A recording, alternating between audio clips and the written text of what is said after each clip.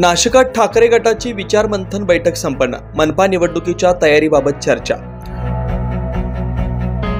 नुकतीच विधानसभा निवडणुकीची रणधुमाळी शांत झाली। विधानसभा निकालात राज्यात महायुती 232 जागा जिंकत अपेक्षेपेक्षाही जास्त यश मिळवलं, तर नाशिक जिल्ह्यात महाविकास आघाडीचा दारुण पराभव झाला।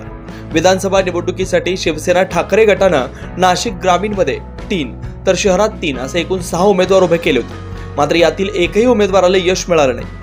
या पार्श्वभूमीवर आज शिवसेना ठाकरे गटाची शालिमारमधील शिवसेना मध्यवर्ती कार्यालयात मंथन बैठक पार पडली। या मंथन बैठकीत विधानसभेच्या निवडणुकीत झालेला पराभव आणि त्यामागील कारणं यावर चर्चा झाली। यावेळी ठाकरे गटाच्या पदाधिकाऱ्यांनी झालेल्या पराभवावर आपापली मतं व्यक्त केली। तसेच ईव्हीएम मशीनवर देखील दोषारोप ठेवत विजयी झालेल्या उमेदवारांनी मोठ्या प्रमाणात आर्थिक उलाढाल केली असल्याचा आरोपही करण्यात आले।